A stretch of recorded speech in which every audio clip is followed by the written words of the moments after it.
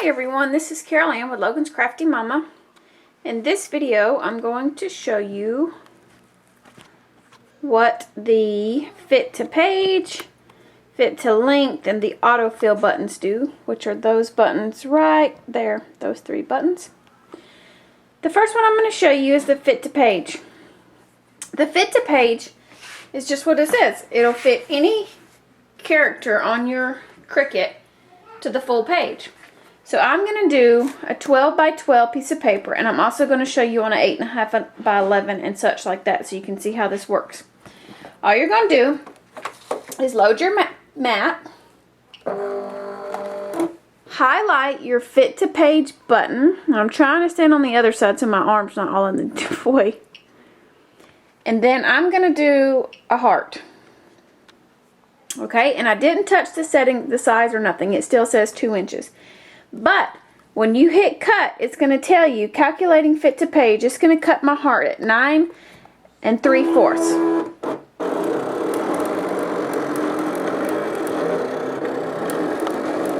And you're thinking, okay, who in the world would need something? Why would you ever use that one? The reason I use this one is because when you're using, just say you're making like tags, bags, boxes, and more, something like that. You're making a purse or something. See, and then you can have you a big heart to go on the wall or whatever. Okay? So just say you're making a purse or something using your Cricut. If you want to make it as big as it will go, and you have the,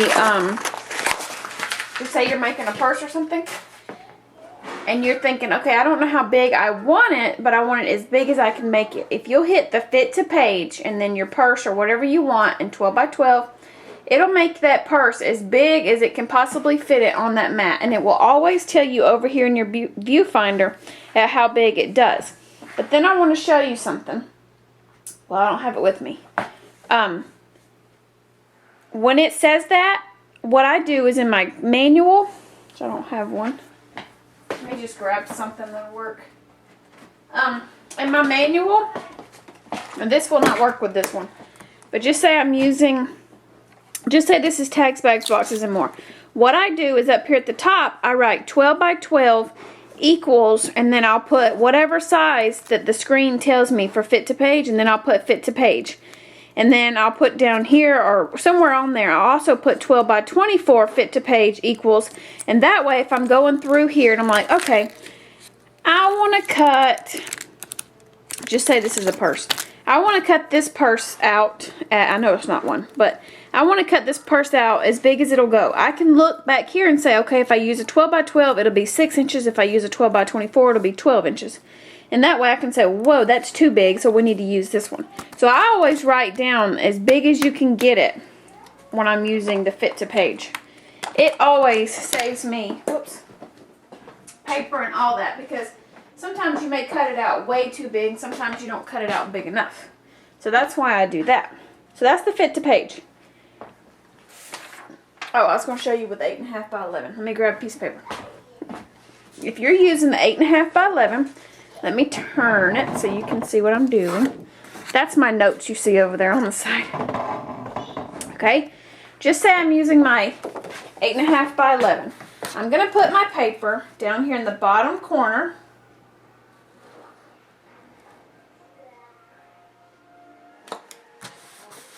Push it down really well. And then I'm going to take it back to my Cricut, and I'm going to load it. Okay?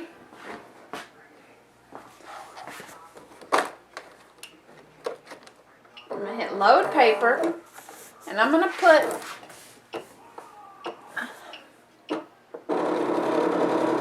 my arrow right on it. I'm going to show you how this works. I'm going to hit the set paper size button. So right here, hit that button, and it's going to tell you it's 8 9/16 by 11 and something. I don't know what it said. Then all you have to do is go back to your fit to page, and it's only going to fit it to this page. So I can hit the heart again and hit cut. and it's going to tell me it's going to cut it at 8 inches.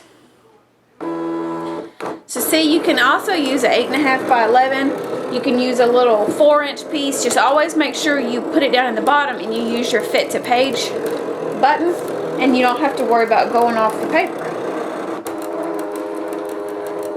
If you guys hear that noise, because I know I'm going to get asked about this. If you guys hear that noise, let me show you. Right, you can't see it. Let's see if you can see it down. Let me move my blade. Can you guys see that? How dirty that is? That is from my Easy Tech spray that I use. Okay? This will actually clean off really easy. But if you don't want to clean it off, that's the noise you hear. It's running on my mat. If you don't want to clean it off, if you'll take some kind of tape or paper or something and put it on the outside, you know, you don't want adhesive on here. If you'll tape all this up before you spray your mat, you won't have that issue. When I spray it, I just spray it without any tape or anything, and it goes all up here and everything, so you get that nasty adhesive on there, and then your rollers get it. So that's what you hear when you hear it popping. My machine's not tearing up, it's just the adhesive on here, and it builds up really quick. So I recommend taping it off even though I don't do it. Okay, so that was how you did the 8.5 by 11, see? And that's still using fit to page, but I also used the set paper size button. So that's how you can use them both together. Okay, the next thing I'm going to show you how to do is your fit to length. Okay. Your fit to length mode allows you to set the size of the length of a designated cut. This mode is only available in the landscape. You cannot use the portrait, which means, for some reason my camera's wanting to keep sliding over. Okay, that means you cannot use this button right here. This button, portrait, you can't use the portrait button and the fit to length. You can only use it with the landscape mode, which is your default settings. This mode actually takes the guesswork out of setting the height of each cut with the with your size wheel. All you're going to do is you hit the fit to length button until it's green. Then you're going to load your paper however you want it, which I'm fixing to do that. And then you pick what character you want to cut out, which item, and then you pick the size that you want, and then you hit cut. And it'll tell you the height before the machine actually cuts it. The fit to length mode will allow all cuts, will apply to all cuts on the screen. Okay, let me give you a tip. The length in this mode is dependent upon the currently selected unit of measurement, which is your settings, where you can choose between inches and millimeters and stuff. So if you want the fit to length measurement to be exact, to be more exact, you need to use the millimeter as your unit of measurement, which I don't use the fit to length button often. So, okay, if I'm going to use the apple, let me give you a tip really quick, because some of you guys don't know this. If ever you just say I'm using the fit to length, right? If ever you're wanting, before you hit cut, you're like, oh, I don't know if that's what I want. If you'll come over here and hit the OK button, it'll tell you using 4.5 to match length 3. Okay? So that just means, not what that means, but it'll show you the apple and you're like, oh, okay, you can use a heart too. And you're like, I don't know how big it's going to cut it. You can always hit, the OK button and it'll tell you over here. And that's going to do fit to length in the apple. I'm going to hit cut, and it's going to cut it using the size 4.5 to match the length to 3.5. Or to 3. That's what I asked it to cut. Okay? So I'm going to show you this. to get it 3 inches over here, it took it down to about 4.5, almost 5, because it, like I said, it estimates. It tries to get to the nearest increments. So that is a fit to length apple for 3. Now let me show you a standard apple at 3 inches. Not using the fit to length. Okay, you did not just see what I just did. Okay, all I did was, I'm sorry, I messed up on that. I cut the apple fit to length at 3 inches. So it technically went to about 4.5 almost to get it 4.5 this way and 3 inches this way. That's fit to length right there. Okay? When I took fit to length off and I did the standard size apple, look at the difference. This is a 3-inch apple on fit to length. This is a 3-inch apple regular. So if you're really truly wanting a 3-inch apple lengthwise, then I suggest hitting the fit to length. I hardly ever use that button. I always use just regular button, and I just adjust the sizes, which is probably more paper saver to actually use the button. But like I said, I don't. So if that confused the life out of you, let me know, because I know that just, I can redo that. I'm aware of that, because that probably just confused half of my subscribers. And I'm sorry if it did. Like I said, I can tell you that again. Okay, and the last button is your quantity, your autofill button. Autofill is just how many things you can get on one piece of paper. I'm going to show you using an 8.5 by 11 because I don't want to tear up all my 12 by 12. I'm just going to load my mat, and I'm going to put my blade down here and set the paper size like I always do. Okay? And then I want these circles, but I want to autofill it. Okay? If you hit the OK button, it's going to tell you can get a 3-inch circle on this 8.5 by 11 6 times. So then I can hit cut, and it'll automatically do it for me. And it's going to tell you again, characters will be cut 6 times on this piece of paper.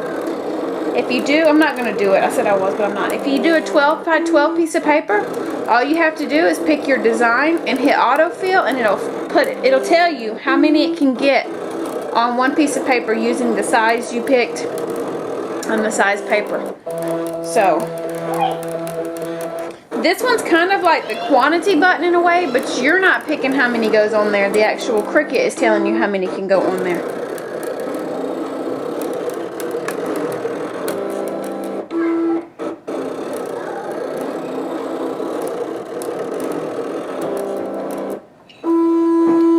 So see, I got 6 circles on an 8.5 by 11, and they're 3-inch circles.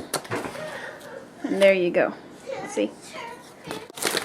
To do a quick recap, your fit to page is just telling you can take one item and you can make it to whatever size it'll fit on the paper. Like the heart I did when I used the fit to page, the heart, it cut out one big heart. If you do 8.5 by 11, it cuts out one heart that'll fit in there. The fit to length is just what it is. You can only use it in the portrait mode, which you always start up here. You can't use, you can only use it in the landscape mode. You cannot use it in the portrait mode. So it always starts up here, or yeah, it always starts there wherever you have your mat. But you don't have to just use it there. You can also, like I said, use it with your fit to your set paper size. You can move it anywhere you want. You just can't use the portrait button when you're doing it. And it gives you the length the true length that you want. And then the autofill is just where you pick a character and you hit autofill, and the Cricut will tell you how many you can get on whatever piece of paper you're using. If you ever need to see that, you do autofill, Z, and then OK. And it'll tell you can get, for some reason it's not telling me. Oh, you have to load your paper first. I'm faking like I'm loading it, which I'm not. And then it's going to tell you can get 28 times. I can cut the letter Z out. You always have to make sure you have your paper loaded before, because it won't just tell you right off the bat. But if you guys need any help, if you need anything explaining that better, I'm kind of tired. I didn't sleep too hot last night. So that's why this video is not all cheery, perky, and probably confuse the mess out of you. So if you guys need any help with the buttons, especially the fit to length, let me know. And I don't mind doing a video and explaining it a whole lot better than I just did. Hope you all have a great Thursday, and I'll see you on Tuesday. Thanks so much for watching. Bye.